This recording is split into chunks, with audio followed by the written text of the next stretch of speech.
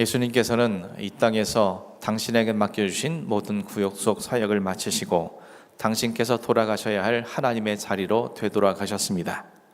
하나님께서는 예수님께서 육체를 지니신 채 제자들이 직접 보는 앞에서 하늘로 올려지게 하심으로 앞으로 주님의 증인으로 살아가야 할 남겨진 제자들로 하여금 참된 증인으로 살아갈 수 있도록 예수님께서 하나님의 참 아들이시며 참 메시아이심을 다시 한번 확인시켜 주셨습니다. 남겨진 제자들은 하늘로 승천하시는 예수님께서 구름에 가리워져 더 이상 보이지 않을 때까지 하늘을 쳐다보았습니다. 그것도 예수님께서 자신들의 시야에서 완전히 사라진 뒤에도 넋이 나간 듯이 하늘로 고정된 시선을 거두지 않고 계속해서 하늘을 쳐다보고 있었습니다.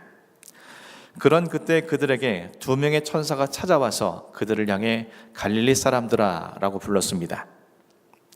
천사들이 제자들을 향해서 이처럼 부른 것은 그들이 가난과 무지, 비천의 상징인 갈릴리 출신임을에도 불구하고 지금까지 그들이 경험했던 모든 은혜, 주님께서 친히 그들을 찾아가 주시고 그들을 택하셔서 당신의 제자로 삼아주신 것, 그리고 3년 동안이나 동고동락하면서 주님으로부터 직접 가르침을 받게 된 일, 그리고 주님이 행하신 놀라운 일들을 직접 목격하고 최종적으로 주님이 십자가 대속의 죽으심과 부활, 그리고 심지어 승천하시는 모습까지도 볼 수 있게 된 것은 바로 하나님의 전적인 은혜였음을 그들에게 깨닫게 해주시기 위함이었습니다.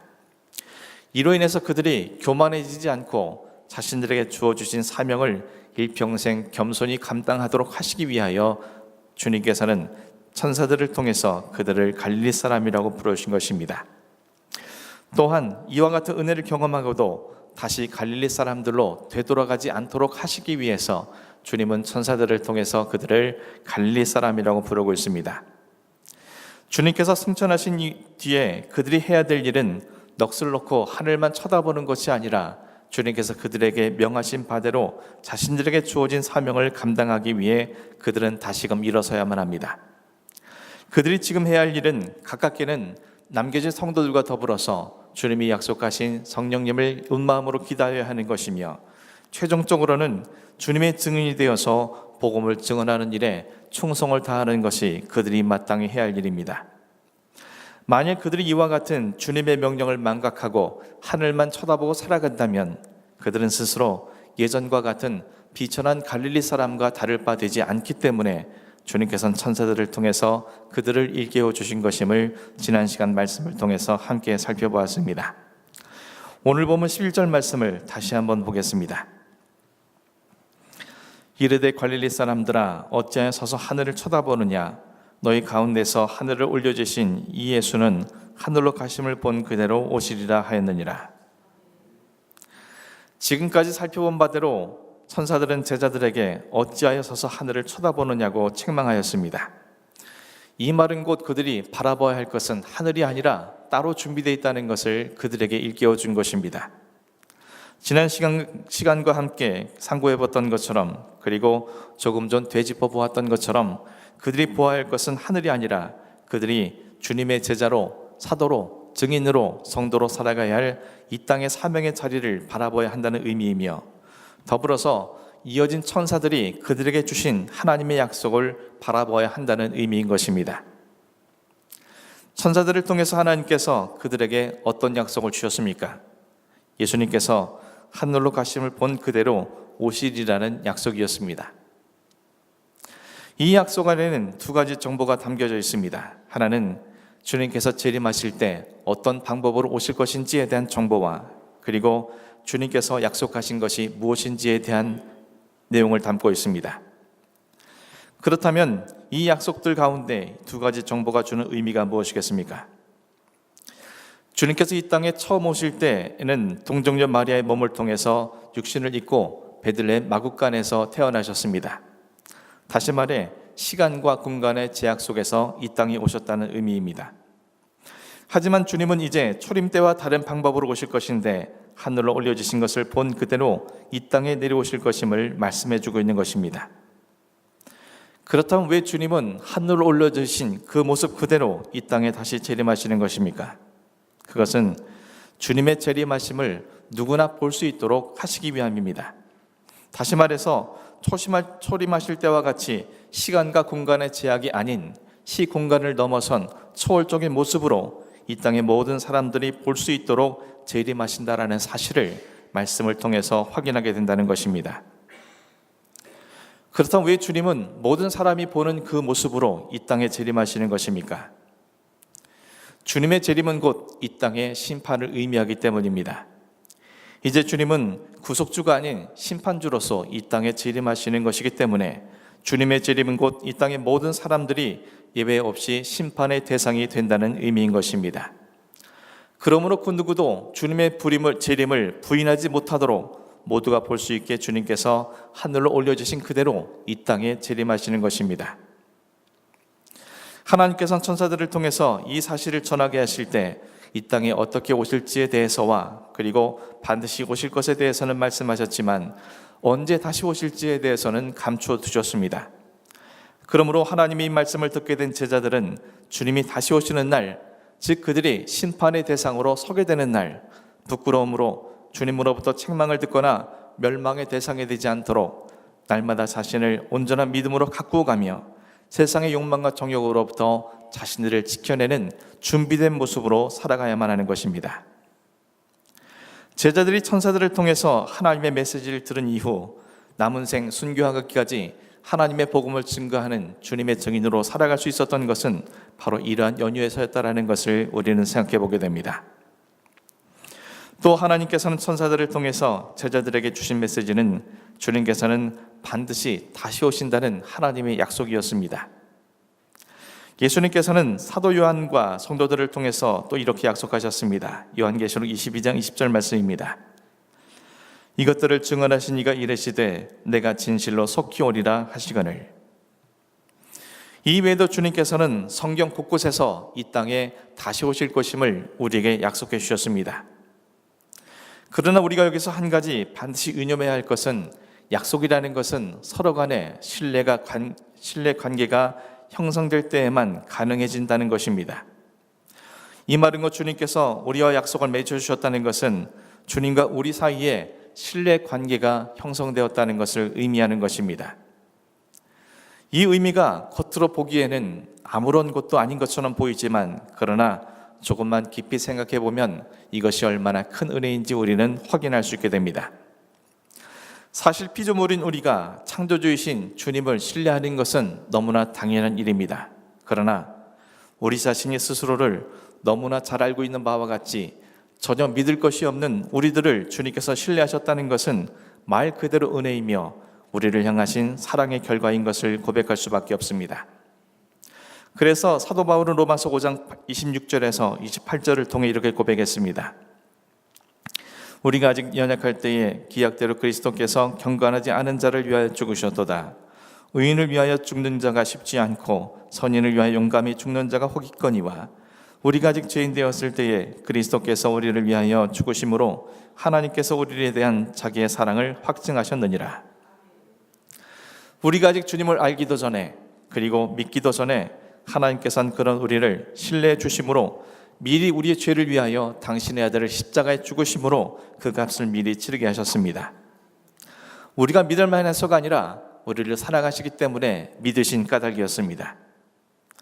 이처럼 하나님께서 비천한 갈릴리 사람에 불과한 제자들과 천사들을 통하여 주님께서 이 땅에 다시 오실 것임을 약속하신 것은 그들을 사랑하시기 때문에 그들을 신뢰하신 까닭이었습니다. 그렇다면 그 사랑과 신뢰함을 받은 제자들이 해야 할 일은 그 믿음을 저버리지 않는 것이어야 합니다. 그 믿음대로 하늘만 쳐다보지 아니하고 자신들에게 맡겨주신 사명을 감당하기 위해 자신들이 있어야 할 사명의 자리로 되돌아가 그곳에서 주어진 사명을 감당하기 위해 충성을 다하는 것이 그들이 해야 될 일이라는 것입니다. 그래서 천사들을 통해 하나님의 약속의 말씀을 들은 이후 제자들이 이렇게 행한 것입니다. 사도행전 1장 12절에서 14절까지 말씀입니다. 제자들이 감람원이라 하는 산으로부터 예루살렘에 돌아오니 이 산은 예루살렘에서 가까워 안식일을 가기 알맞은 길이라. 들어가 그들이 유하는 다락방으로 올라가니 베드로, 요한, 야고보, 안드레와 빌립, 도마와 바돌로메, 마테와 및 알페오의 아들 야고보, 셀료신 시몬, 야고보의 아들 유다가 다 거기 있어 여자들과 예수의 어머니 마리아와 예수의 아우들과 더불어 마음을 같이하여 오로지 기도에 힘쓰더라. 주님의 그 믿음을 저버리지 않기 위해 그들은 하나둘 하늘을 쳐다보는 대신 자신들이 있어야 할 자리로 되돌아갔으며, 주님의 약속을 지키기 위하여 그들은 함께 모여서 마음을 같이하고 오로지 기도에 힘썼던 것입니다. 사랑하는 성도 여러분, 2015년 2월 4일 우리나라 대표적인 조사기관인 한국갤럽에서 1984년부터 2014년까지의 한국인의 종교와 종교의식의 변화에 관한 조사 내용을 발표한 적이 있습니다. 그 조사 결과를 통해 한국 기독교인들의 신앙의식이 어떻게 변화되었는지 우리는 확인하게 됩니다. 그 조사에 의하면 절대자이신 하나님의 존재에 대한 믿음이 있는지 여부를 묻는 질문에 1984년에는 85%가 믿는다고 답변한 반면 2014년에는 71%만이 믿는다고 답변을 했습니다. 또한 그 하나님께서 온 세상을 창조하셨다는 창조론을 믿느냐는 질문에 1984년에는 80%가 믿는다고 답변한 반면 2014년에는 59%만 믿는다고 답변을 했습니다. 또한 하나님에 의한 종말과 최후의 심판이 있다고 믿느냐는 질문에 대해 1984년에는 76%가 믿는다고 답변한 반면 2014년에는 61%만 믿는다고 답변을 했습니다. 이러한 조사 결과가 우리에게 보여주는 의미가 무엇입니까? 한국의 기독교인들이 시간이 흐를수록 점차 그 신앙이 약화되어지는 것이며, 특별히 반드시 고백되어져야 할 신앙 고백이 점점 희석되어지고 있다는 사실을 보여주고 있습니다. 이는 과거 30년 전의 그리스도인들에 비해 오늘날의 그리스도인들이 세상과 교회에 대해 봉사와 헌신의 정도와 영향력이 감소될 수밖에 없었던 이유가 어디에 있는지 우리들에게 밝혀주고 있는 것입니다. 하나님의 살아계심을 믿지 못하니 어찌 그들이 하나님과 동행하는 삶을 살아갈 수 있겠습니까? 하나님이 온 우주 만물을 창조하셨다는 사실을 믿지 못하니 어찌 청지기적 삶을 살아갈 수 있으며 창조주이신 하나님의 능력 안에서 그분의 뜻을 이루며 살아갈 수 있겠습니까? 주님의 다시 오심과 심판을 믿지 못하니 어찌 그의 삶이 자기 자신의 욕망과 정욕을 따르지 아니하고 오직 진리와 생명과 구원으로 주어진 사명자의 삶을 바르게 살아갈 수 있겠습니까? 이러한 결과가 우리에게 주는 메시지가 무엇입니까? 한 세대를 상징하는 30년 사이에 이와 같은 신앙의 약화가 이루어진다면 우리가 주님 안에서 신앙을 바르게 세우지 못할 경우 30년 뒤 한 세대 뒤의 그리스도인들이 어떤 모습일지 두려움 속에 예측하게 된다는 것입니다. 그러므로 오늘 우리는 우리의 신앙을 진지하게 점검하고 바르게 세워나가야만 하는 것입니다. 어떻게 우리의 신앙을 바르게 세워나갈 수 있습니까? 오늘은 맥주감사주일입니다. 맥주감사주일은 단순히 상반기 동안 베풀어 주신 하나님의 은혜를 기억하면서 준비한 예물을 드리며 감사합니다고 고백만 하는 절기가 아닙니다. 성경 속에서는 맥주절을 초실절 또는 오순절이라고 부르고 있습니다. 이는 곧 맥주절에 진정한 감사가 드려지기 위해서는 초실절과 오순절의 의미를 바르게 이해할 때에 비로소 참된 감사가 하나님께 드려질 수 있음을 나타내는 것입니다. 구약에서의 맥주절, 곧 초실절은 가나안 땅에 들어간 이후 지키도록 명령하셨습니다. 가나안 땅에 들어가서 처음 얻은 곡식인 밀과 보리를 수확한 이후에 하나님께 곡식의 첫 단을 드리며 감사함으로 나아가는 절기인 것입니다. 그러나 그들이 드리는 밀과 보리의 첫 단은 단순한 곡물의 의미를 넘어섭니다. 430년 동안 애굽에 종살이하던 그들을 구원해내신 하나님의, 광야에서 40년 동안 그들의 보호자와 인도자가 되어주신 하나님, 그리고 약속의 땅으로 들이셔서 첫 수확을 얻게 하신 하나님의 은혜를 깊이 고백하며 그에 대한 감사가 그 곡물 안에 들어있는 것입니다. 신약에서의 맥주절, 곧 오순절은 우리가 잘 아는 바와 같이 성령님께서 임하신 날입니다. 2000년 전에 육신을 지니신 채로 승천하신 예수님께서는 이 땅의 그리스도인들을 마치 고아들처럼 방치하고 내버려 두신 것이 아닙니다. 주님께서 마태복음 마지막 장 마지막 절을 통해서 약속하신 바대로 내가 세상 끝날까지 내가 너희와 항상 함께 있으리라는 그 말씀을 지키시기 위하여 당신의 영으로 오순절에 이 땅에 강림하셨던 성령님으로 이 땅의 그리스도인들과 함께 하신 것입니다. 하나님께서 작정하신 종말의 날이 임하면 승천하셨던 주님께서는 승천하신 모습 그대로 심판의 주로 재림하실 것입니다. 그러나 그날이 임하기까지는 성령님께서는 우리와 함께 하시기에 우리에게 진리의 빛으로 날마다 조명해 주시고 우리가 참된 그리스도인으로 살아갈 수 있도록 역사해 주시는 것입니다. 따라서 매 오순절마다 우리는 지나온 우리의 삶의 자리에서 얼마나 성령님의 인도하심을 쫓아 살아왔는지 내 자신을 돌아보면서 앞으로의 자신의 삶을 진리와 생명의 빛으로 조명해 주시기를 간구하는 것이 바로 오순절의 의미이며 맥주 감사 주일에 드려야 할 고백이라는 것을 말씀을 통해서 확인하게 됩니다. 사랑하는 성도 여러분, 이 땅의 그리스도인 10명 중 3명이 하나님의 살아계심을 믿지 못하고 있습니다. 이 땅의 그리스도인 10명 중 4사람이 하나님의 창조주이심을 의심하고 있습니다. 이 땅의 그리스도인 10명 중 4사람이 주님의 다시 오심과 마지막 심판을 불신하고 있습니다. 여러분 혹 그 3사람, 그 4사람 안에 들어있는 것은 아닙니까? 맥주 감사 주일을 맞은 오늘 구약 속 초실절이 갖고 있는 의미처럼 죄와 사망의 애굽에서 우리를 구원내신 하나님의 크신 사랑과 은혜를 기억하고 광야와 같은 우리 인생길에서 우리를 지켜주시고 인도하여 주신 하나님, 오늘날 내가 누리는 모든 것을 가능케 하신 하나님을 기억하시면서 또한 신약 속 오순절이 갖고 있는 의미처럼 육신 그대로 하늘로 올라가신 주님께서 우리를 고아와 같이 버려두지 아니하시고 성령님으로 함께 하시며 날마다 진리와 생명의 빛으로 우리의 삶을 조명해 주시는, 그리하여 우리로 하여금 우리의 사명의 자리에서 참된 그리스도인으로 살게 하신 주님 앞에 진실한 마음으로 참된 감사를 드릴 수 있는 여러분이 되기를 간절히 소원합니다.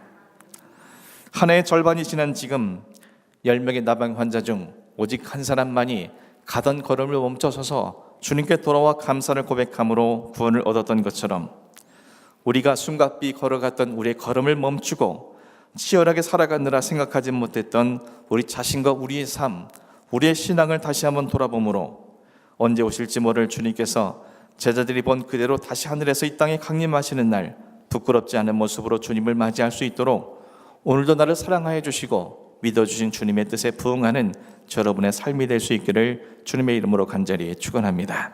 기도하겠습니다.